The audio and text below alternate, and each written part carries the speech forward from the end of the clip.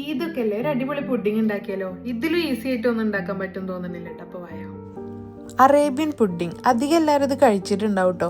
ഇല്ലെങ്കിൽ വൺസ് എന്തായാലും ട്രൈ ചെയ്യേണ്ട ഒരു സാധനം കേട്ടോ. ഇത് നല്ല ടേസ്റ്റാണ് കഴിക്കാൻ. നമ്മുടെ കസ്റ്റർഡ് പൗഡറും കൊണ്ടാട്ടോ ഇത് ഉണ്ടാക്കുക. അപ്പോൾ ആദ്യം തന്നെ 3 ടേബിൾ സ്പൂൺ കസ്റ്റർഡ് പൗഡറിലേക്ക് കുറച്ച് പാല് ചേർത്തിട്ടൊന്ന് കട്ടയൊന്നുമില്ലാതെ നല്ല മിക്സ് ചെയ്തെടുക്കുക. പിന്നെ അവിടെ 4 കപ്പ് പാലാട്ടോ എടുത്തിട്ടുള്ളത്. അതിന് അത്യാവശ്യം മധുരം കൂടെ ചേർത്ത് കൊടുക്കുക. എന്നിട്ട് ഒന്ന് തിളപ്പിച്ചെടുക്കുക. ഒന്ന് തിളച്ച് വരുമ്പോൾ നമുക്ക് നമ്മുടെ കസ്റ്റർഡിൻ്റെ മിക്സ് ഒഴിച്ചിട്ടൊന്ന് കുറുക്കിയെടുക്കുക കേട്ടോ. ഭയങ്കര ഓവറായിട്ട് കുറുക്കണ്ട, ഒരു ഫ്ലോയിങ് കൺസിസ്റ്റൻസിയിലാണ് കേട്ടോ വേണ്ടത്. ഇനി എന്താ, നമുക്ക് ബ്രെഡിൻ്റെ സൈഡൊക്കെ ഒന്ന് കട്ട് ചെയ്തെടുക്കുക.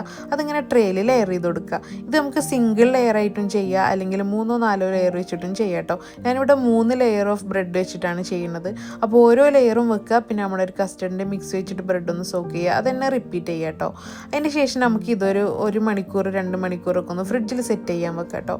ആ സമയം കൊണ്ട് നമുക്ക് കുറച്ച് ഫ്രഷ് ക്രീമിൽ കുറച്ച് മിൽക്ക് മെയ്ഡ് ചേർത്ത് നല്ലോണം ഒന്ന് മിക്സ് ചെയ്തെടുക്കുക. അതിന് ശേഷം തണുത്ത നമ്മുടെ ഒരു പുഡിങ്ങിൻ്റെ മുകളിൽ ഇതൊന്ന് ഒഴിച്ചു കൊടുക്കുക. ഇനി നമുക്ക് അത്യാവശ്യത്തിന് നട്ട്സ് ഇട്ട് കൊടുക്കുക.